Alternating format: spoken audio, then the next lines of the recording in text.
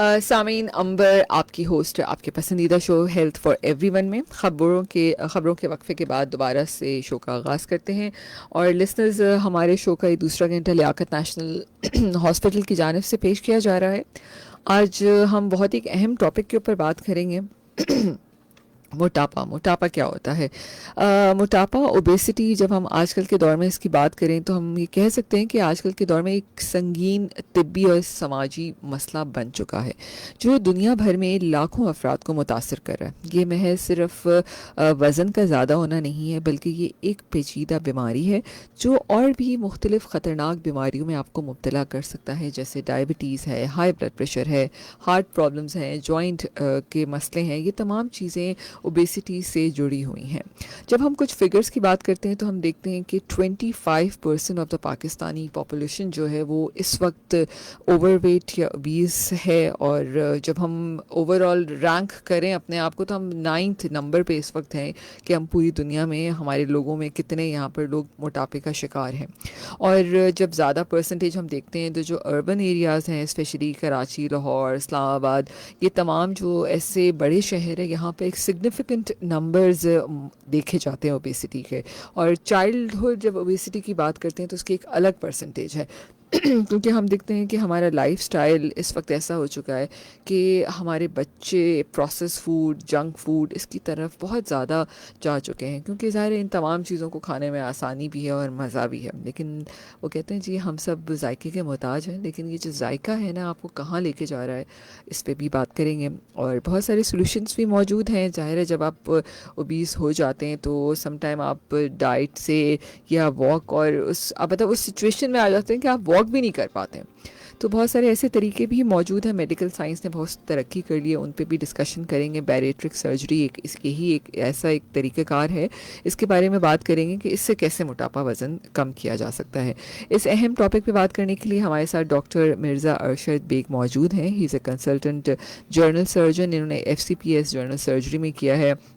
Bariatric surgery पे इन्होंने Taiwan से फेलोशिप की है। हमारे साथ स्टूडियो में मौजूद हैं। अस्सलाम वालेकुम डॉक्टर मिर्ज़ा। जी वालेकुम अस्सलाम Ambar and thank you for having me on your show. और तमाम लिसनर्स को अस्सलाम वालेकुम। जी, thank you so much doctor साहब, आप हमारे शो पे आए। बहुत अहम टॉपिक है। डॉक्टर साहब, बैरिएट्रिक सर्जरी को बिल्कुल डिस्कस करेंगे, एक सॉल्यूशन है मोटापे को कम करने का। लेकिन आप क्या समझते हैं कि वाकई मोटापा इस वक्त दुनिया का सबसे बड़ा मसला बन चुका है? जी अंबर, बिल्कुल अभी आपने जैसे स्पेशली ज़िक्र किया कि हमारा लाइफस्टाइल जिस तरह से चल रहा है और जिस तरह से हम लोग बिल्कुल जो है वो सेडेंट्री जिसे कहते हैं उस लाइफस्टाइल की तरफ जा रहे हैं जिसके अंदर एक्सरसाइज ना होने के बराबर है। तो बिल्कुल, और ना हमारी कोई एक्टिविटी है, और स्पेशली सेल फ़ोन एडिक्शन जो आजकल आम होती जा रही है, इन सब मतलब अवामिल की वजह से पूरी दुनिया के अंदर और बशमूल पाकिस्तान के अंदर ओबेसिटी बहुत जो है वो तेज़ी के साथ आगे बढ़ रही है। बिल्कुल आप सही कह रहे हैं।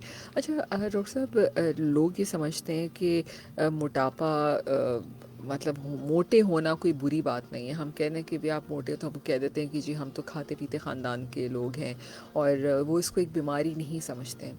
तो आप क्या समझते हैं कि मोटापे या ओबेसिटी की डेफिनेशन क्या है? कैसे पता चलता है कि आप मोटे हैं? देखिए अंबर, सब और सारे लिसनर्स को ये बताना चाहूँगा कि मोटापा न सिर्फ खुद एक बीमारी है बल्कि बहुत सी बीमारियों का पेश खैमा है। मोटापे से अफेक्टेड लोग या जो हैं वो अपनी बाकी एक्टिविटीज़ भी नहीं कर पाते हैं, और उसके साथ साथ जो है वो हाई ब्लड प्रेशर, डायबिटीज़, इन चीज़ों का भी शिकार हो जाते हैं, जिसकी वजह से उनकी ना ओवरऑल जो पूरा अब ज़िंदगी है वो अफेक्ट हो रही होती है। बेसिकली आपने मोटापे की डेफिनेशन की बात की, तो एक चीज़ होती है जिसे हम कहते हैं BMI या बॉडी मास इंडेक्स। ये बेसिकली आपकी हाइट और आपके वेट का एक जो है वो तनासब होता है। ये अगर 18 से लेके 24 के दरमियान हो तो वो एक हेल्दी नॉर्मल कंसिडर किया जाता 18 है। से लेकर जो है वो 24 तक। 24, ठीक है। अच्छा, 25 से 30 तक अगर किसी का BMI है तो वो ओवरवेट कैटेगरी में जाता है। और जो है वो 30 से ऊपर जो है वो ओबीस स्टार्ट हो जाती है। ओबीसिटी की कैटेगरीज उसके अंदर 30 to 35 होता है, और अगर 35 to 40 है तो ओबिसिटी क्लास जो है वो 2 में आ जाता है, और उससे बियॉन्ड जाता है वो ओबिसिटी क्लास 3 है। तो ये एक नट शेल में बुनियादी तौर पे आपकी जो है वो ओबिसिटी की डेफिनेशन है। बिल्कुल, बिल्कुल। और अगर हम देखें तो डॉक्टर मिर्ज़ा इस वक्त जो पूरी दुनिया में या पाकिस्तान जो एज़ अ डायबिटीज़ के मामले में जो नंबर 1 पे आता चला जा रहा है पॉपुलेशन वाइज़, अगर हम देखें तो डायबिटीज़ का सबसे बड़ा मेरे ख्याल में पहले तो हम पहले सोचते थे कि जी ये किसी को विरासत में मिली है तो इसको भी हो जाएगी, लेकिन अब तो लगता है कि हर शख्स को होने लग गई डायबिटीज़ की। मुझे लगता है ऐसी वजह मोटापा तो नहीं है कहीं? देखें, डायबिटीज़ में भी 2 तरह की डायबिटीज़ होती है। उनमें से एक टाइप 1 होती है, एक टाइप 2 होती है। एक में आपका लुबलुबा जो है वो ही सही काम नहीं कर रहा होता, वो इंसुलिन को इतना प्रोड्यूस नहीं कर रहा होता। लेकिन दूसरी तरह की जो डायबिटीज़ है उसमें इंसुलिन तो बन रही होती है, लेकिन आपके सेल्स के ऊपर इतनी फैट होती है कि वो उसमें एब्जॉर्ब नहीं हो पा रही होती। इसकी वजह से लोगों को डायबिटीज़ होना शुरू हो जाती है। ओके। तो बुनियादी तौर पे जैसा कि आपने कहा कि जैसे फ़ैट इंक्रीज़ होता है, जिस तरह से हमारा लाइफस्टाइल है उसकी वजह से जो फ़ैट आ रहा है, जो ओबिसिटी हो रही है, इसके एक लॉन्ग टर्म रिज़ल्ट में आपको साथ में डायबिटीज़ भी होना शुरू हो गई है लोगों को। तो ये एक इसका बुनियादी वजह है डायबिटीज़ की हमारी पॉपुलेशन में। ठीक है। डॉक्टर साहब एक छोटा सा कमर्शियल ब्रेक लेते हैं, इसके बाद अगर हम मोटे हैं तो वज़न कम करने के क्या क्या तरीके हो सकते हैं? मैं चाहूँगी हम बैरिट्रिक सर्जरी की भी बात करें, लेकिन मतलब कितने बीएमआई या कितने वज़न के ऊपर क्या क्या तरीके इस्तेमाल किए जा सकते हैं, उन तमाम पे अगर बात करें तो अच्छा हो जाएगा। जी बिल्कुल। ठीक है, तो एक छोटा सा ब्रेक जी लेते श्योर। हैं, इसके बाद वापस आते हैं। सामीन, हमारे साथ आज स्टूडियो में डॉक्टर मिर्ज़ा अरशद बेग मौजूद हैं। Is a consultant general surgeon from Liaquat National Hospital, और आज हम बात कर रहे हैं बैरिट्रिक सर्जरी के ऊपर, मोटापे के ऊपर बात की। जी हाँ, बिल्कुल। तर्ज़ ज़िंदगी गुजारने का तरीका सेहतमंद नहीं है तो आप इन तमाम मुश्किलात में पड़ सकते हैं। हमारे साथ ही रहिए, stay tune with us.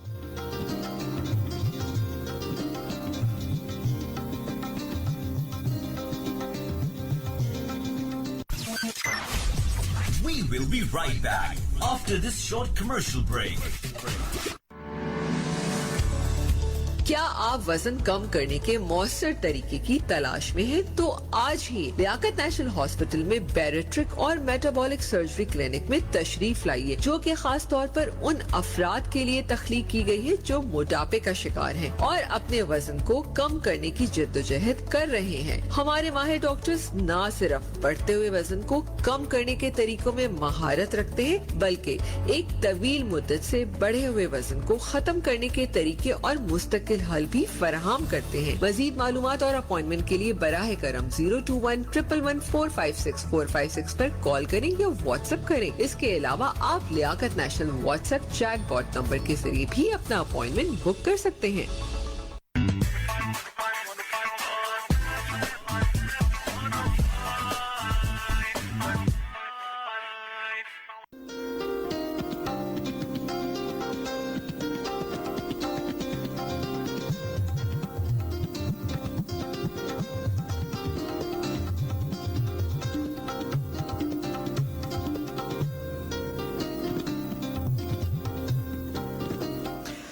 Sami number आपकी होस्ट आपके पसंदीदा शो हेल्थ फॉर एवरीवन में इस वक्त आप हमें लाइव सुन रहे हैं हॉट एफएम 105 के स्टूडियो से। मेरा और आपका साथ 12 बजे तक रहेगा।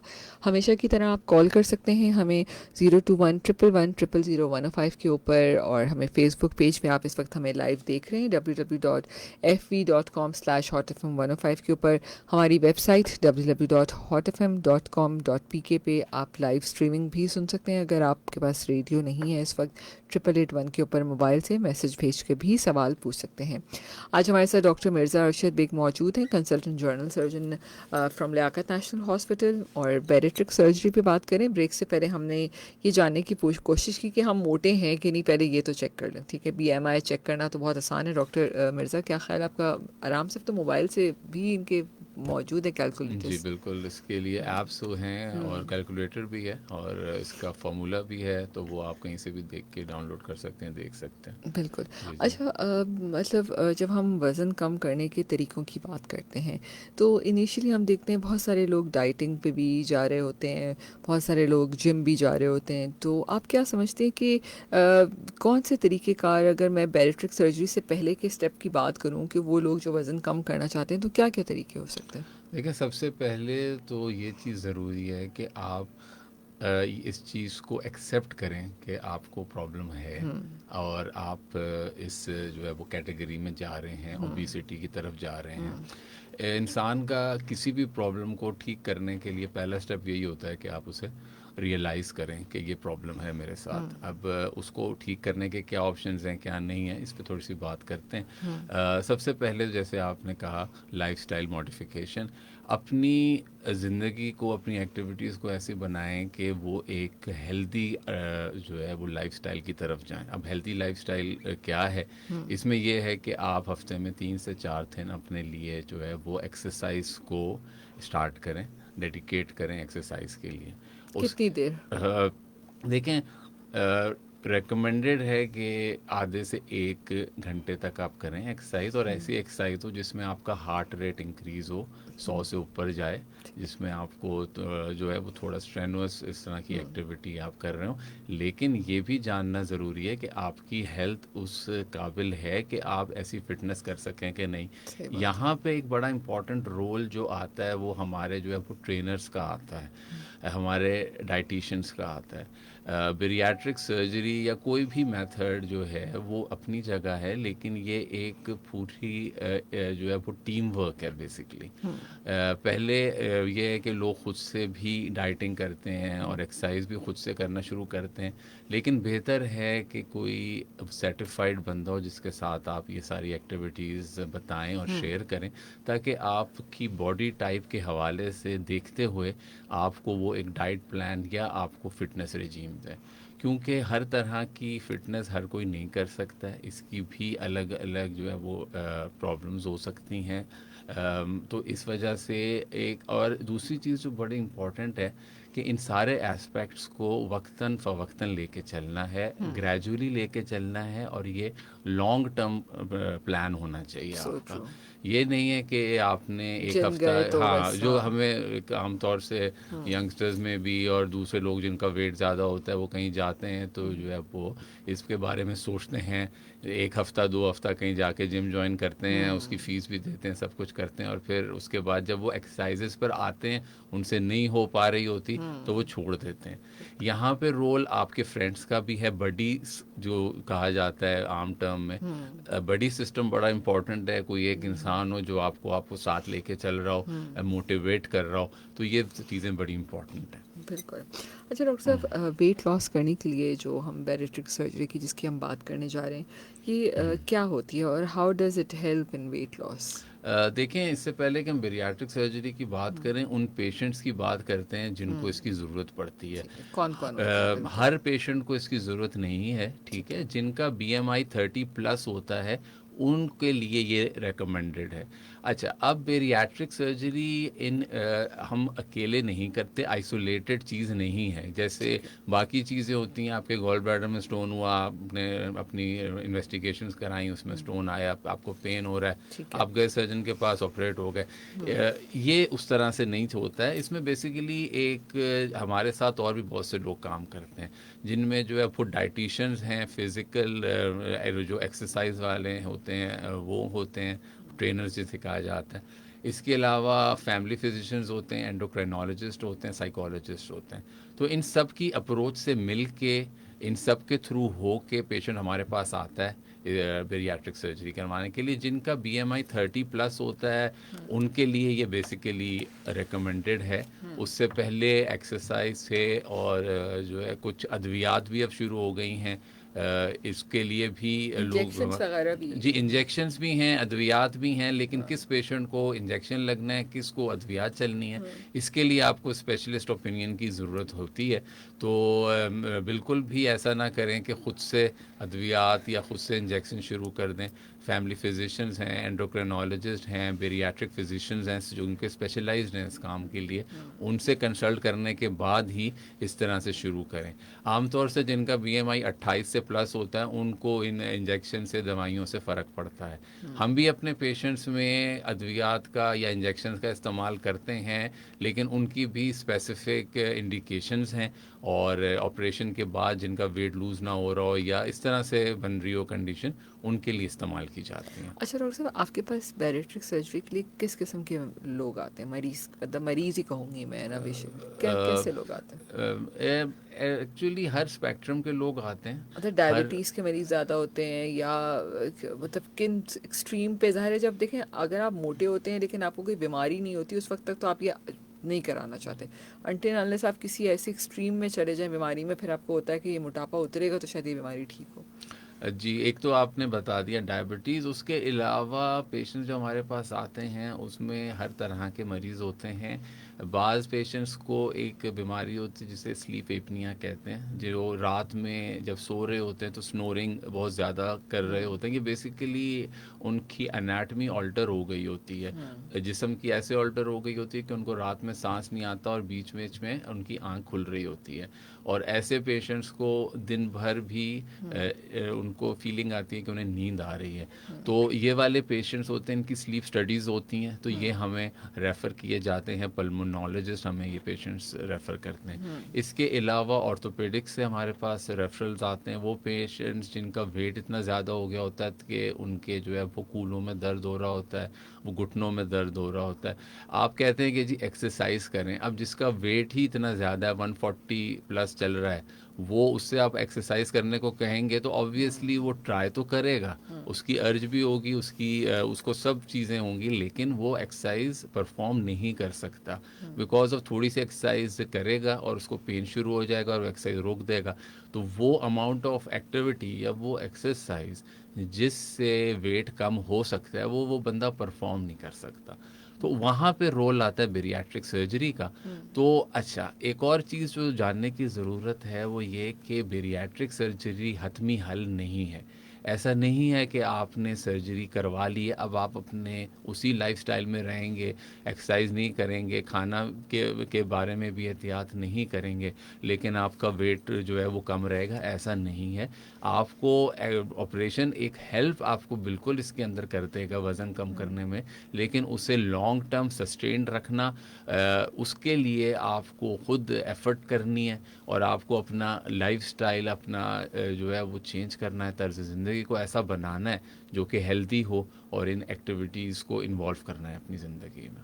बिल्कुल।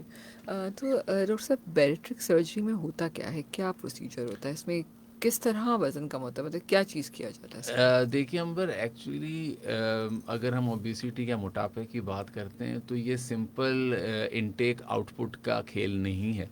इसके अलावा भी बहुत सारे अवामिल इसमें शामिल हैं, जिसके अंदर हमारे जिस्म से, हमारे पेट के हिस्से से निकलने वाले कुछ हार्मोन्स भी होते हैं।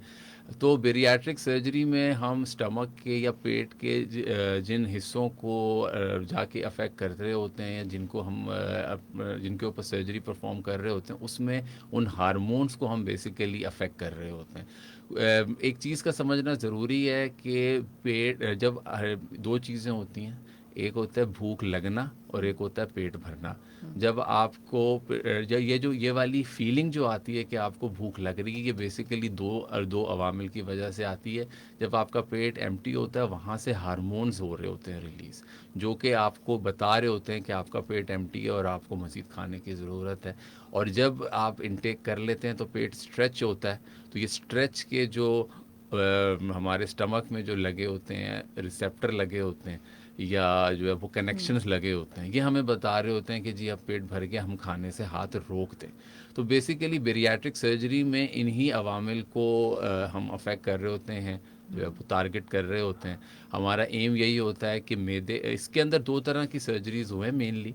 एक के अंदर हम सिर्फ स्टमक का साइज़ छोटा कर रहे होते हैं, और दूसरी टाइप जिनका वेट ज़्यादा होता है उनमें फिर स्टमक के साइज़ को छोटा करने के साथ साथ छोटी आंत को भी ला के स्टमक के साथ ज्वाइन कर रहे होते हैं, या उनका कोई और इस तरह का बाईपास कनेक्शन बना रहे होते हैं, जिसकी वजह से जो है वो वक्तन फ़वक्तन आपकी इंटेक भी कम होती है, आपका पेट भी थोड़ा सा खाएंगे आपका पेट जल्दी भर जाएगा, और उसके साथ साथ ये हार्मोन्स जो आपका वेट को एक सेट पॉइंट पे ला रहे होते हैं ये भी हटते हैं, तो उससे भी हमें अफेक्ट मिलता है। तो ये सारी चीज़ें मिल के आपका वेट लूज़ करने में हेल्प करती हैं। एक कॉल लेते जी। अस्सलाम वालेकुम।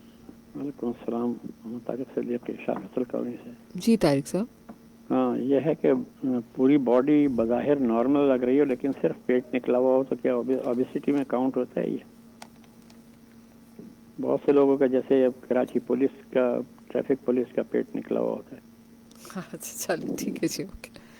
हाँ, बहुत सारे लोगों से पेट ही निकले होते हैं, वो तो इसमें नहीं आ सकते ना। नहीं देखिए, एक चीज़ हमें समझने की ज़रूरत है, ओबेसिटी में दो तरह की होती है। एक पेरिफेरल ओबेसिटी होती है, एक सेंट्रल ओबेसिटी होती है। हमारे रीजन में हमें सेंट्रल ओबेसिटी ज़्यादा है, इसी वजह से हार्ट के प्रॉब्लम्स, लिवर के प्रॉब्लम हमारे लोगों को ज़्यादा होते हैं, क्योंकि सारा फैट आपके बीच में आके एक्यूमुलेट हो रहा होता है, सेंटर में एक्यूमुलेट हो रहा होता है। इसकी वजह से आपने सुना होगा अल्ट्रासाउंड लोग करवाते हैं, उसमें आता है फैटी लिवर हो गया पेशेंट को, तो वो बेसिकली ये सारा फैट ही होता है जो जाके बीच में एब्जॉर्ब हो रहा होता है। यहाँ पे एक और टर्म की हम बात कर सकते हैं जिसे हम बॉडी फैट परसेंटेज कहते हैं। इसका भी तनासब होता है, क्योंकि ये टर्म उस वक़्त आई जब लोगों ने कहा कि जी जो लोग एक्सरसाइज करते हैं, बॉडी बिल्डर्स हैं, उनका भी बीएमआई ज़्यादा हो सकता है, तो फिर क्या करें? तो उनके लिए फिर ये टर्म है बॉडी फैट परसेंटेज की। तो आप का जैसे पेट बाहर निकला हुआ है तो ऑब्वियसली वो बॉडी फैट परसेंटेज इंक्रीज़ हो रहा है आपका, तो वो बॉडी फैट जो है वो अक्यूमुलेट हो रहा है, आपके पेट पर हो रहा है, आपके हार्ट के पास हो रहा है, तो ये बाकी आपके जो सारे ऑर्गन्स हैं, आज़ा हैं, उनको अफेक्ट कर रहा है। तो बिल्कुल ये भी ओबेसिटी में ही आता है। अच्छा डॉक्टर साहब, एक और चीज़ बताइए, जैसे भी आपने कहा ना कि हम जब बैरेक्टिव सर्जरी कराते हैं तो आपको भूख ही फिर कम लगती है, आपको लगता होगा पेट भर गया। अच्छा देखिए, दो किस्म के लोग होते हैं।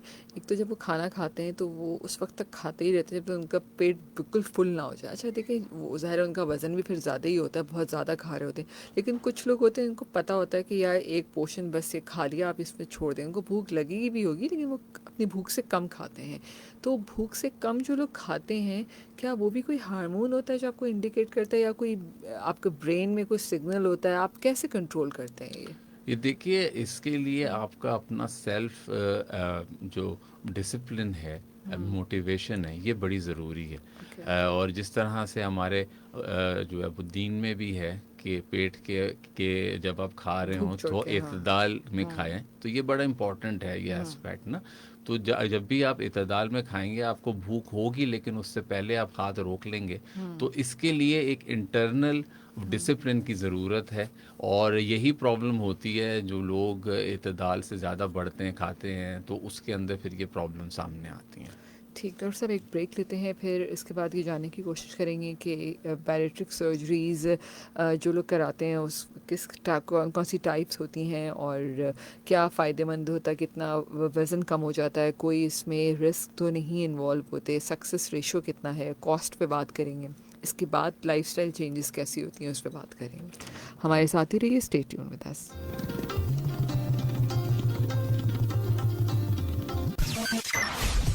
We will be right back after this short commercial break. It's time for the J. Summer Gala sale. From 11th to 28th February, enjoy up to 50% off on your favorite styles and trends. Shop now in stores and online at JaneJamShade.com.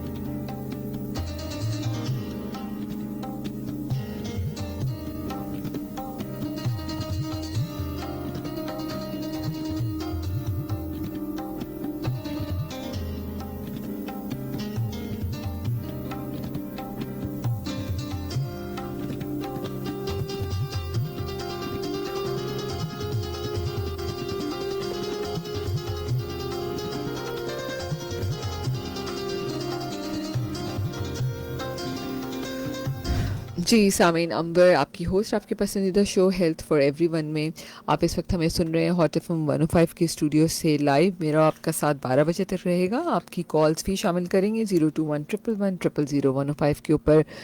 मोटापे से related, obesity, इससे related कोई सवाल करना चाहें बैरिट्रिक surgery के हवाले से तो ज़रूर कॉल कीजिएगा। डॉक्टर मिर्ज़ा अरशद बेग हमारे साथ स्टूडियो में मौजूद हैं, consultant general surgeon from Liaquat National Hospital. अच्छा डॉक्टर साहब, बैरिट्रिक सर्जरी में एलिजिबिलिटी का तो आपने बता दिया कि कौन लोग कराते हैं।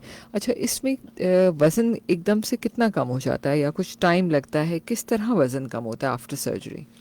ये बड़ा एक इम्पॉर्टेंट सवाल है और बहुत सारे लोगों को ये भी कंसर्न होता है। वो समझते हैं कि हम ऑपरेशन थिएटर में जाएंगे और बाहर आएंगे और हमारा वज़न कम हो जाएगा।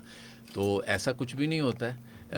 इट टेक्स टाइम, ठीक है, क्योंकि जो भी वेट लॉस है वो वक्त के साथ साथ होगा, ग्रेजुअल होगा, नेचुरल होगा, ठीक है। हम कोई फैट नहीं हटा रहे, कुछ भी नहीं कर रहे। हम सिर्फ आपकी बॉडी की जो स्टमक की चीज़ें हैं, अनाटमी है, उसको चेंज कर रहे हैं। तो उससे ये होता है कि तकरीबन साल से 1.5 साल का अरसा लगता है।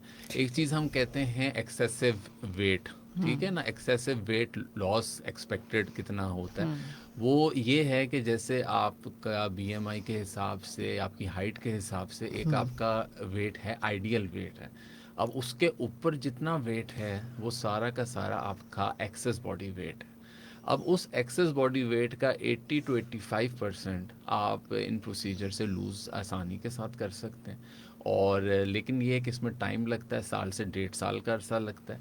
इसके अंदर आपका लाइफस्टाइल इन्वॉल्व होता है और बेरियाट्रिक सर्जरी के बाद जो नॉर्मल डाइट आप जैसे खाते हैं उसको भी ऑल्टर करना पड़ता है। कि जैसे नॉर्मल एक प्लेट में आप खाना डालते हैं, आप रोटी लेते हैं, आप खा सकते हैं, इस तरह से नहीं हो पाता है। आपको छोटे छोटे निवाले बना के उसे प्रॉपरली च्यू करके खाना होता है।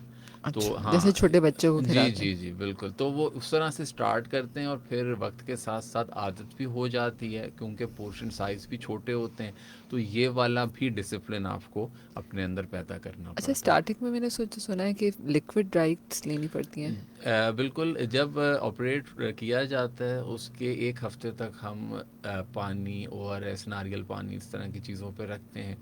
दूसरे हफ्ते में फिर इसको ग्रेजुअली बढ़ाते हैं। 3rd वीक से जो है वो सॉफ्ट डाइट शुरू हो जाती है। फिर तो ऑटो पे ही वज़न जी। कम होना है जब 1 हफ्ते तक ओआरएस तो पे ही। वो असल में एक्चुअली क्योंकि स्टमक आपने दोबारा बनाया होता है, इंटेस्टाइन के ऊपर काम किया होता है, तो just to be on the safe side, जैसे एक बच्चे को वक्त के साथ साथ आप हाँ, पहले आहिस्ता आहिस्ता, पानी फिर जी लिक्विड जी फिर जी, तो ये वही आप समझिए कि दोबारा से आपका स्टमक बनाया गया है, मैदे की दोबारा रिकंस्ट्रक्शन हुई है। तो उसमें उसको वक्त आपको देना पड़ेगा। और इस दौर में जो आपका एक्सेस फैट होता है, लिवर में जो एक्सेस फैट होता है वो इस्तेमाल हो रहा होता है बाकी ऑर्गन्स पे, तो ये सारा फैट भी एब्जॉर्ब होना शुरू होता है। तो ये भी वज़न को हल्का करने में, कम करने में हेल्प करता है। ठीक है। कॉल लेते जी, अस्सलाम वालेकुम। हेलो, अस्सलाम वालेकुम। जी वालेकुम सलाम, कौन बोल रहे हैं? मैं नवाल मेंबर को भी सलाम अलैकुम। वालेकुम सलाम जी, क्या सवाल करेंगे? सवाल तो मेरा नहीं, तो सवाल ये, मेरा भी वजन जा रहा है, कम नहीं हो रहा। मैं दो जगह जॉब करता हूँ। एक जगह पे तो रिक्शा चलाता हूँ अपनी, दूसरी जगह पे ड्राइवरिंग करता हूँ। और रात को मैं जब जाता हूँ थका हुआ, खाना खा के सो जाता हूँ। मेरा वजन बढ़ रहा है, इसका कुछ हल हो सकता है मेरा वजन कम हो जाए? ठीक है तो जी, ऐसी मेडिसिन आती हो? ठीक है, ओके। हाँ। जादू की छड़ी आई थिंक मिल जाए तो क्या बात है ना जी ऐसी। जी बिल्कुल। और सबकी एक्सपेक्टेशन भी यही होती है कि रातों रात हो जाए सक्सेस। स्टोरीज़ की हम बात जैसे करते हैं तो हर कोई ये एक्सपेक्ट करता है कि जी रातों रात हमें सक्सेस मिल जाए। ये सब नहीं होता। हर एक एक्टिविटी के पीछे एक लंबी स्ट्रगल होती है और उसके पीछे एफर्ट होती है और उसके बाद ही कोई आपको रिजल्ट्स मिल सकते हैं। बिल्कुल। अच्छा डॉक्टर साहब, ये बताइएगा कि जैसे आपने कहा ना कि लिक्विड डाइट्स और फिर ओआरएस और फिर इस तरह इन तमाम चीज़ों में डेफिशिएंसीज तो नहीं होना शुरू हो जाती पेशेंट को? क्योंकि ज़ाहिर है आप बिल्कुल भी कुछ नहीं खा पा रहे हैं ना, और फिर आपने कहा कि थोड़ा थोड़ा, और फिर आपकी बॉडी तो वही है, बच्चे तो नहीं बन गए ना आपकी, तो आपकी जो नीड है उसमें डेफिशिएंसीज तो नहीं होती हैं? देखें, इसमें कुछ विटामिन्स की डेफिशिएंसीज हो सकती हैं, उसके लिए हम साथ में मल्टी विटामिन टैबलेट्स वगैरह भी स्टार्ट करते हैं। और जब जैसे जैसे फिर चीज़ें इंप्रूव होती रहती हैं, क्योंकि इसमें जो भी पेशेंट बेरियाट्रिक सर्जरी क्या वो ये नहीं है कि वो वन स्टॉप शॉप है, अब दोबारा आपने नहीं देखना उसको। ऐसे इन पेशेंट्स को हम ग्रेजुअली वक्त के साथ साथ फॉलो कर रहे होते हैं, इन्हें तमाम चीज़ों के बारे में बता भी रहे होते हैं, और कोई प्रॉब्लम होता है उसको भी डील कर रहे होते हैं। तो और बाकी जैसे मैंने कहा कि ऑर्गन्स के ऊपर जो फैट जमा है वो सब इसको आपको ना आपके टोटल एनर्जी प्रोवाइड करने में हेल्प कर रहा होता है। तो इतनी सिवियर किस्म की न्यूट्रिशनल प्रॉब्लम्स होती ही नहीं है जितना लोग एक्सपेक्ट करते हैं। ऐसे सप्लीमेंट्स लेने पड़ते हैं? जी कुछ अरसे तक कुछ अद्वियात का इस्तेमाल करना पड़ता है, जिस क्योंकि जो पेट के हिस्से अफेक्ट हो रहे हैं उनमें कुछ विटामिन्स भी एब्जॉर्ब हो रही होती हैं, तो उनकी एब्जॉर्प्शन रेट वगैरह अफेक्ट होता है, कम होता है, इसकी वजह से ये लेने पड़ सकते हैं। जी अस्सलाम वालेकुम, कौन है हमारे साथ कॉल पे? मैं मोइन बात कर रहा हूँ जनाब, कराची से। जी मोइन साहब। वो मैं असल में इंजीनियर हूँ, वापडा के अंदर। ठीक है, थोड़ा सा जोर से बोलिएगा दूसरा प्लीज। ये कि मेरा वजन तकरीबन ये 92-93 के करीब है। अच्छा, दूसरा मेरा वेट जो हाइट जो है मेरी 7 फीट 2 इंच है। अच्छा, इसके हिसाब से मेरी उम्र है इस वक्त 33 ईयर। क्या मैं इसमें कुछ वेट कम कर सकता हूँ?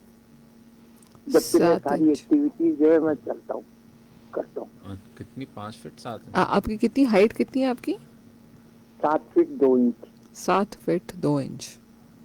जी। ओके जी, 7 फीट 2 इंच है। 7 फीट 90 2 इंच तो के काफी ऊपर 90 तो बिल्कुल आई है थिंक ना? मतलब अच्छा वेट है आपका।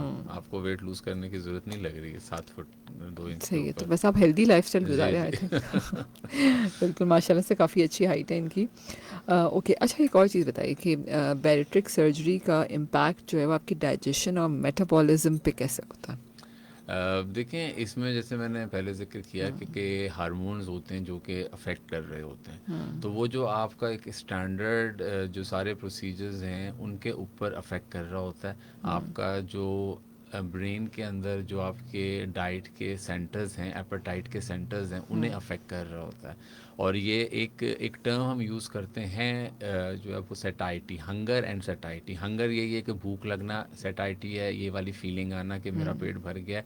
तो जब हम स्टमक का साइज़ छोटा करते हैं तो उसमें जो स्ट्रेच के रिसेप्टर्स होते हैं उनका भी जो इम्पैक्ट है वो भी कम हो जाता है। तो जैसे ही हम खाना खाते हैं और पेट थोड़ा सा भी स्ट्रेच होता है तो फ़ौरन से ब्रेन में आपके सिग्नल जाएगा कि अब आपको खाने से हाथ रोक देना है। तो इसकी वजह से फिर आप आहिस्ता आहिस्ता वक्तन फ़वक्तन आपकी इंटेक भी अफेक्ट होती है और फिर ये चीज़ इम्प्रूव हो जाती है। अच्छा, जब इंसान इस पूरे प्रोसीजर से गुजर रहा होता है, बैरिट्रिक जैसे आपने कहा ना 1 से 1.5 साल का अरसा लगता है, तो क्या इसमें इंसान कुछ डिप्रेशन या कोई एंजाइटी या इरिटेशन, ओके एक शख्स जो खाता पीता हो और दुनिया की हर चीज़ खा रहा हो, आपको पता है ना खाना बहुत लोगों में ज़िंदगी की चमक होती है खाना ना, ठीक है, रमज़ान भी आने वाला है और आप सोच सकते होंगे कि लोग रोज़ा रखने से ज़्यादा की तैयारी ये करते हैं कि हम खाना क्या है हमने इफ्तार में ना या सहरी में। तो क्या आप समझते हैं कि एकदम सब चीज़ों पे रिस्ट्रिक्शन लगने से इंसान थोड़ा और मेंटली वो तो नहीं होता? देखें, इसके लिए हम पहले इसीलिए जो पेशेंट्स ऑपरेट करते हैं उनका हम असेसमेंट करवाते हैं, साइकोलॉजिकल असेसमेंट भी उसमें होता है। कुछ प्रॉब्लम्स ऐसी होती हैं बिल्कुल जिसके अंदर जो है ज़्यादा खाने का डिसऑर्डर होते हैं, कुछ ऐसे ऐसे भी प्रॉब्लम्स होते हैं जिसके अंदर आपको ना बहुत सिवियर किस्म की अर्ज होती है खाने की। तो पहले उनका ट्रीटमेंट किया जाता है और फिर ये प्रोसीजर्स परफॉर्म किए जाते हैं। और ऐसा बिल्कुल नहीं है कि प्रोसीजर के बाद आप खाना खा नहीं सकते या अपनी मनपसंद चीज़ें नहीं खा सकते। आप सब कुछ खा सकेंगे, अच्छा। लेकिन उसकी अमाउंट, उसकी क्वांटिटी को थोड़ा। आपने कंट्रोल करना है। ठीक है, जो स्लाइस आप खा रहे थे पहले पिज़्ज़ा का, मेरे पेशेंट से जो कि सर्जरी से पहले पूरे 2-2 लार्ज वाले पिज़्ज़े अकेले खा सकते थे।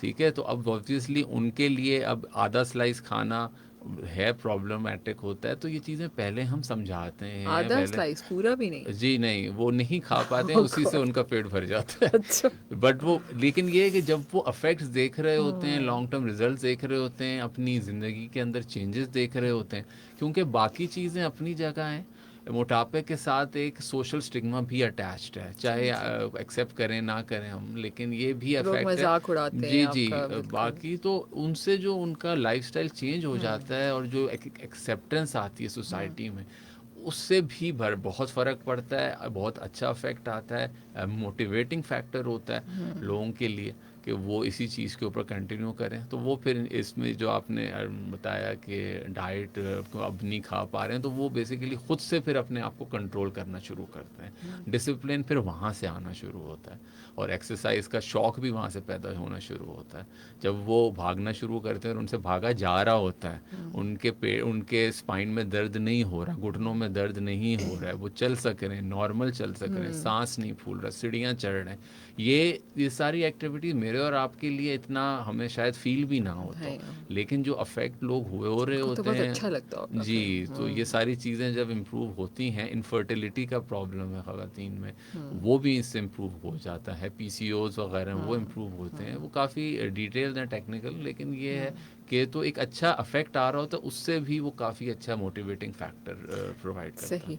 अच्छा, जैसे अब ज़ाहिर है जो मोटा शख्स होगा उसमें जब एकदम से हम बायट्री सर्जरी करते हैं तो स्किन लैगिंग या इस किस्म के मसाइल तो नहीं आते, या वो आहिस्ता आहिस्ता खुद एडजस्ट होते जाते हैं? देखिए, जिनका वेट ज़्यादा नहीं होता, बीएमआई 30-35 वाली रेंज में है, उनमें स्किन लैगिंग वगैरह इतनी नहीं देखी जाती। जिनका वेट लॉस बहुत सिवियर होता है, उनको हम इसके लिए टाइम देते हैं 1.5 से 2 साल का। 2 साल के बाद तक जितनी स्किन लैग्स होनी होती है, जितना वेट लॉस होना होता है, वो हो चुका होता है। उसके बाद फिर हमारे साथ इस चीज़ के अंदर प्लास्टिक सर्जन्स इन्वॉल्व होते हैं। वो प्रॉपर एब्डोमिनोप्लास्टी करते हैं, बॉडी कंटूरिंग सर्जरी, ये भी बेरियाट्रिक सर्जरी की तरह की ही एक सर्जरी की टाइप है। तो वो पूरी बॉडी कंटूरिंग सर्जरी करते हैं और उससे ये जो स्किन लैक्स होती है, ज़्यादा लैक्स है, उसको इम्प्रूव करके इम्प्रूवमेंट की तरफ लेके जाते हैं। ओके। अच्छा, एक और मेरा सवाल है, इसके बाद हम ब्रेक की तरफ जाते हैं कि बैरिट्रिक सर्जरी में एज लिमिट क्या है? देखिए, हम प्रेफर करते हैं हेल्दी मिडिल एज ग्रुप जैसे होता है, बहुत एक्सट्रीम्स ऑफ एजेस के ऊपर नहीं हम ये करते, क्योंकि उसमें फिर और प्रॉब्लम भी होती हैं, क्योंकि ये सारे प्रोसीजर एनेस्थीसिया के थ्रू हो रहे होते हैं, जनरल एनेस्थीसिया यूज़ हो रहा होता है। तो ऑब्वियसली पेशेंट की एनेस्थीसिया फिटनेस को देखा जाता है, उसकी ओवरऑल एक्टिविटी को, लाइफस्टाइल को देखा जाता है और उसके बाद ही किसी प्रोसीजर का फैसला किया जाता है। ओके, एक सवाल है कि डॉक्टर साहब, पेट कम करने में 1 घंटा वॉक करना हो तो फिर कम नहीं होता, कोई और तरीका भी बताएं? जैसे मैंने बताया कि खाली एक्सरसाइज नहीं है, खाली डाइट नहीं है, ये एक ओवरऑल लाइफस्टाइल है आपका, सही जिसको बात आपने अफेक्ट करना है। और बेहतर है कि जैसे मैंने पहले भी बताया कि जो फिजियोथेरेपी वाले हैं, जो हमारे फिज़िकल ट्रेनिंग इंस्ट्रक्टर्स हैं, जो प्रॉपर इस चीज़ के अंदर इन्वॉल्व हैं, उनसे रहनुमाई लें। तो किसी भी चीज़ में एक्सपर्ट से ओपिनियन लेना, प्रोफेशनल से हेल्प लेने में कोई प्रॉब्लम नहीं है। हमारे आसपास बड़े अच्छे लोग मौजूद हैं जो इस चीज़ में स्पेशलिस्ट हैं, उनसे बिल्कुल ओपिनियन लें, उनसे अपना प्लान लें और उसके बाद वो एक्सरसाइज करें।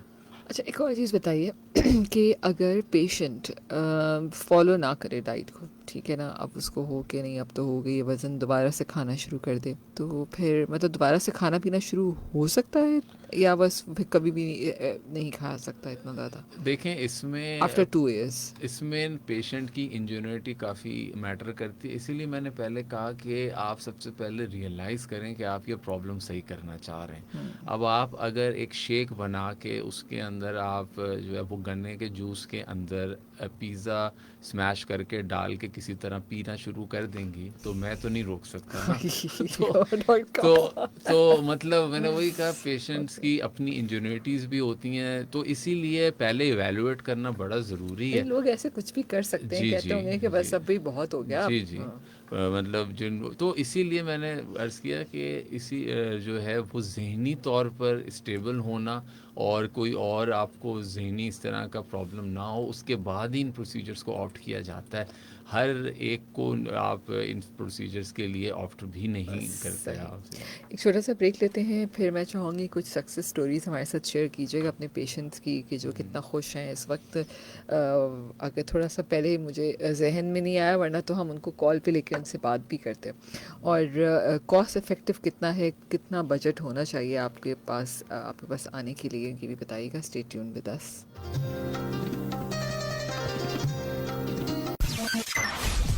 We will be right back after this short commercial break.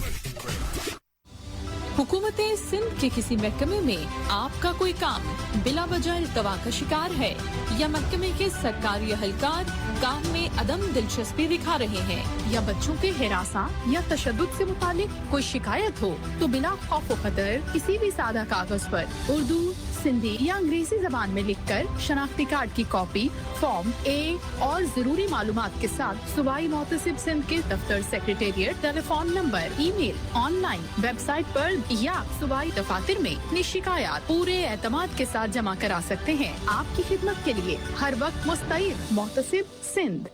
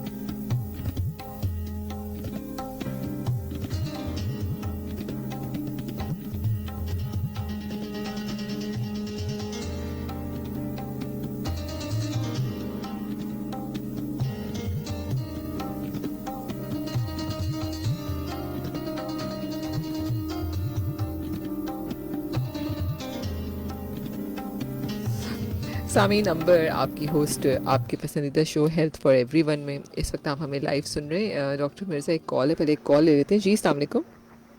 वालेकुम अस्सलाम, जान मोहम्मद बात कर रहा हूँ। जी जान मेरा जवान कद 1 फुट 1 इंच, वजन मेरा 78 kg है। तो इस हिसाब से आप डॉक्टर साहब से पता कर सकते हैं कि मैं क्या वॉक कर सकता हूँ या कम करूँ? आप वॉक करते जी नहीं करते? अच्छा, और 70 का 78 किलो वजन है आपका? जी। आपकी हाइट कितनी है? 1 फुट 2 इंच है और वजन मेरा है 78 kg। 78 केजी, ठीक है, ठीक है। आप आपकी बहुत अच्छा वजन है सर आपका। हाँ, आप लेकिन वॉक फिर भी किया करें वॉक ना। थोड़ी सी करें और एक्सरसाइज को अपनी जिंदगी में लाएं। बाकी अल्हम्दुलिल्लाह बहुत अच्छा वेट है आपका। ठीक है, ठीक है जी। वैसे एक बात मैंने देखी कि लोग जो है ना वॉक उसी वक्त करना चाहते हैं जब वो मोटे हों। मतलब वॉक ज़रूरी तो नहीं आप मोटे हों तो आपने करनी है सिर्फ। नहीं, एक्चुअली वॉक तो हर इंसान को करनी चाहिए ना। बिल्कुल। और जो एक्टिविटी है, एक्सरसाइज है, जिस तरह का हमारा लाइफस्टाइल है कि आपको हिलना भी नहीं पड़ता और मतलब खाना कुछ जाता है। आपकी प्लेट पे आ जाता है। तो इस को जो है वो काउंटर करने के लिए आपको कुछ तो करना पड़ेगा। सही बात है। एक और कॉल लेते जी। अस्सलाम वालेकुम। जी वालेकुम अस्सलाम। अली से बात कर रहा हूँ मलिक से। कैसे हैं आप? ठीक है जी अली, मैं ठीक हूँ जी। प्लीज़। जी डॉक्टर साहब से मेरा ये सवाल था कि मोटापा क्या प्रेगनेंसी के अंदर भी प्रॉब्लम पैदा करता है? प्रेगनेंसी के अंदर भी प्रॉब्लम कर सकता है, ये पूछ रहे हैं? जी जी यही पूछ रहा हूँ। ओके जी, ओके। जी बिल्कुल, प्रेगनेंसी में भी अफेक्ट करता है और इससे पहले जो है वो कंसेप्शन में भी अफेक्ट करता है। और इसीलिए जो है वो ख़वातीन का मतलब सिजेरियन सेक्शन बहुत सारी उनका सिर्फ इस वजह से करना पड़ता है कि उनके अंदर वो ये इसकी वजह से उतनी स्पेस नहीं होती कि बेबी प्रॉपरली आ सके। तो फिर बिल्कुल इसमें हो सकती है, ज़रूरत पड़ सकती है। एक कॉल और ले लेते हैं जी। अस्सलाम वालेकुम।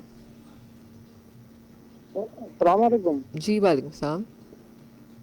जी मैडम, मेरा भी वजन तकरीबन 50 साल है। मैं 35-40 तक मेरा जो था, तो मैं रोटी जितना खाना को खाता था मेरे को इतना जो है ना ये वजन या इतना नहीं होता था ना।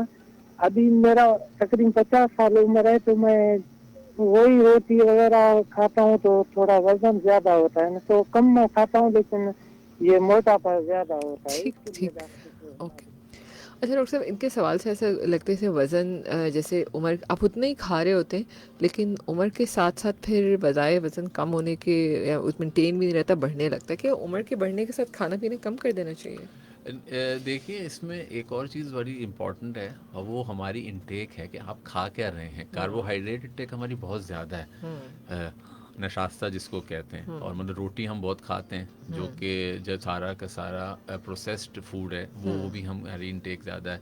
तो इन सब चीज़ों से मिल के आपका वेट इंक्रीज़ हो रहा होता है। तो एक रफ सी एग्जांपल है कि आपकी प्लेट के जो है वो 4 हिस्से हों, उनमें से 2 हिस्सों के ऊपर जो है वो ना कार्बोहाइड्रेट्स हों, एक जो 1/2 है उसमें आप जो है वो प्रोटीन लें, और बाकी के लिए फ्रूट्स और वेजिटेबल्स हों। तो ये एक मतलब इस तरह से काफ़ी सारी जो है वो गाइडलाइंस बनी हुई हैं कि किस तरह से आपने खाना है। तो जैसे जैसे एज बढ़ रही होती है उसके अंदर आपको जैसे जो है वो ख़वातीन के अंदर ऑस्टियोप्रोसेस इंक्रीज स्टार्ट हो जाता है, तो उन्हें दूध हो गया, मतलब कैल्शियम की कमी हो सकती है, तो उन सब चीज़ों का भी ख्याल करना है। तो अपनी डाइट को अपनी एज और इन फैक्टर्स के हिसाब से ऑल्टर तो करना पड़ता है, बिल्कुल। बिल्कुल करना पड़ता है, सही। तो एज के साथ मेटाबॉलिक रेट भी स्लो हो जाता है? जी बिल्कुल, मेटाबॉलिक रेट स्लो हो जाता है, आपकी एक्टिविटी लेवल भी आपका हो रहा होता है, कम हो रहा होता है ना, और बॉडी का हीलिंग वाला जो प्रोसेस है वो भी स्लो डाउन हो रहा होता है। कोई एक्सरसाइज आप करते हैं, इंजरी होती है, तो उसका इंजरी का रिकवरी रेट भी इंक्रीज़ हो जाता है वो, और जब वो इंक्रीज़ होता है तो ऑब्वियसली आपकी एक्टिविटी लेवल, आपकी एक्सरसाइज की जो रूटीन है वो भी अफेक्ट हो रही होती है। तो ये सारे अवामिल मिल के आपके वेट को बढ़ा रहे होते हैं। So true. अच्छा डॉक्टर, मेरे से ये बताइएगा कि बैरिट्रिक सर्जरी की कॉस्ट कितनी होती, कौन एक टेंटेटिवली रफली समय एस्टिमेट इसलिए पूछ रही हूँ कि अगर लोग इसकी तरफ जाना चाहते हैं और वाकई वो एलिजिबल हैं तो कितने पैसे उनके पास होने चाहिए आपके पास आने के लिए?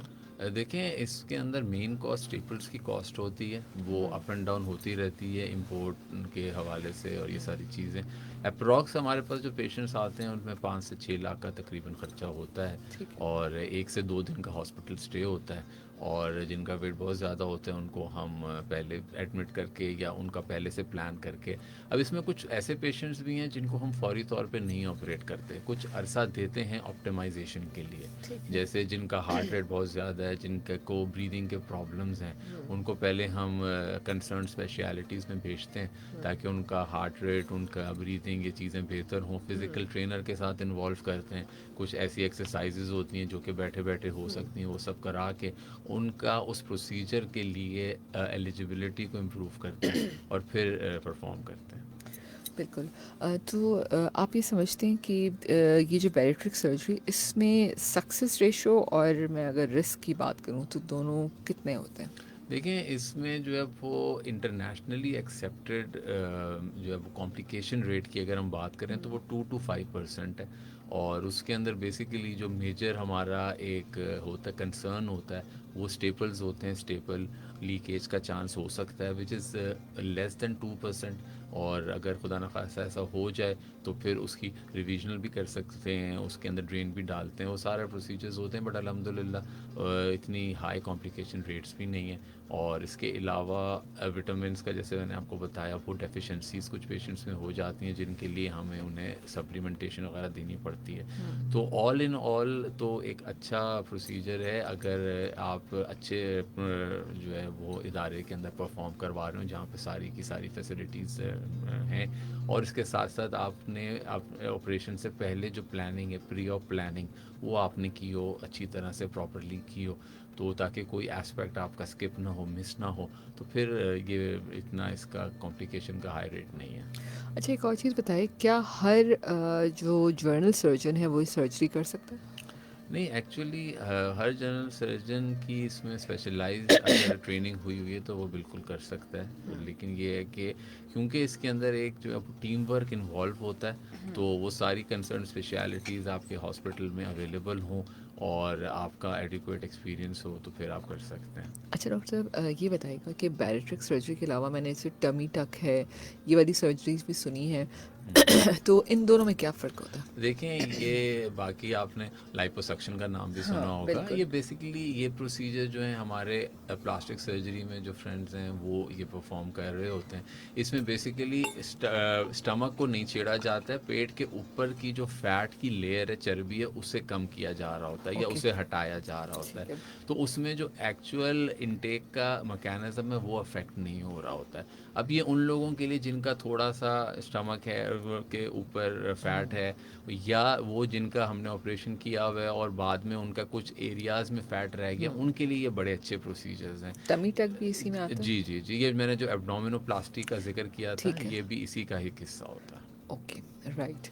तो जो रिज़ल्ट हमें बैरिट्रिक से मिलता है, it's a long term result. जी जी जी जी, सस्टेनेबिलिटी है उसमें ना। सस्टेनेबिलिटी, आपने जो एक्चुअल प्रॉब्लम है उसे एड्रेस किया है जाके, तो वो उसमें सस्टेनेबिलिटी और लॉन्ग टर्म जो है वो ज़्यादा अफेक्टिव है। कोई सक्सेस स्टोरी सुनाना चाहेंगे? कोई आपके ऐसे पेशेंट जो बहुत खुश हों अभी, जो पहले नहीं कर सकते होंगे, वो आप कर रहे हैं? हाँ बिल्कुल। मेरे पेशेंट्स में एक जो है वो शॉपकीपर थे। उनकी शॉप के ऊपर जैसे एक वो स्टॉल रखा होता है बैठने के लिए, उस पर वो बैठना चाहते थे। उनका बड़ा ख्वाब था, लेकिन वो वेट इतना था वो बैठ नहीं पाते थे। तो ऑपरेशन के बाद जिस दिन वो उस अपने थड़े के ऊपर बैठे हैं, उन्होंने मुझे अपनी फ़ोटो भेजी खुश होके कि जी देखें, ये मैं पहले नहीं कर सकता था तो ये मैंने किया। एक के जो है, फिर हमने सोशल स्टिग्मा की बात की, तो एक्सेप्टेंस की बात की। तो इसके अंदर आजकल जैसे बच्चों का बहुत आप लेके बड़े लोग इन्वॉल्व हुए होते हैं बच्चों के साथ अपने, तो उनमें ऐसे पेशेंट्स भी हैं कि जिनके बच्चे नहीं चाहते थे कि वो उनके साथ मीटिंग्स पे जाएं, स्कूल की मीटिंग्स में इसमें। तो ऐसे भी पेशेंट्स हैं जिनका वेट लूज़ हुआ, वो बेहतर हुए, वो फिर उनके बच्चे उनको साथ लेके गए, उसके ऊपर भी वो बड़े खुश हुए। तो स्पेशली उन्होंने इस चीज़ को Acceptance of the एक्सेप्टेंस, बिल्कुल ये society. जी जी। तो और फिर कुछ हमारे पेशेंट्स हैं जो है ना वो कॉरपोरेट सेक्टर के अंदर इन्वॉल्व थे, तो उसमें भी फिर ये होता है कि जब आपका इमेज ऐसा नहीं होता तो वो ये नहीं चाह रहे होते हैं कि आप मतलब जाके जो है वो क्लाइंट्स को फेस करें या ये सब करें। तो ये इसके बाद जब इम्प्रूवमेंट आती आई, तो फिर वो उन पोस्ट के लिए भी या उन प्रोसीजर के लिए भी वो हुए एलिजिबल किया उन्होंने, तो वो फिर आके हमें इन्वॉल्व किया। इसके अलावा इनफर्टिलिटी के साथ जो आती हैं ख़वातीन, उनका मतलब कंसेप्शन रेट इम्प्रूव हो गया अल्हम्दुलिल्लाह। अल्लाह ताला ने उन्हें बच्चों से नवाजा, सब चीज़ें हुई, तो उस पर बड़े खुश हुए। तो इस तरह से। और बाकी ये है कि कुछ पेशेंट जैसे नी पेन सिवियर किस्म का है और वो हो रहा है, ऑस्टियोआर्थराइटिस की तरफ जा रहे हैं। बाकी ऑर्थोपेडिक सर्जन ने उन्हें नी रिप्लेसमेंट के लिए भी कह दिया, लेकिन ये है कि इतना वेट लूज़ हुआ कि अल्हम्दुलिल्लाह वो चीज़ें इम्प्रूव हो गई, डायबिटीज़ इम्प्रूव हो गई। तो इससे मतलब काफ़ी लोग खुश हो जाते हैं कि उन्हें अपनी ज़िंदगी वापस मिल वापस मिल गई। गई। जी जी। बिल्कुल, thank you so much doctor Mirza. I think amazing, बहुत अच्छे से आपने एक्सप्लेन किया। आखिर में कुछ लिसनर को मैसेज देना चाहेंगे, स्पेशल मैसेज अबाउट लाइफस्टाइल? बस जी, मैं यही कहना चाहूँगा, हर चीज़ को एतदाल में रखें और अपने आसपास के लोगों का ख्याल रखें, मोटिवेट करके रखें, और इन्हीं चीज़ों के बनल कर इंशाल्लाह अल्लाह ताला आसानी करेगा सबके बिल्कुल। लिए। कैसा लगा आपको शो पे? रेडियो की इम्पोर्टेंस पे कुछ कहेंगे? बिल्कुल, ये तो एक बचपन का एक ख्वाब था रेडियो के प्रोग्राम के ऊपर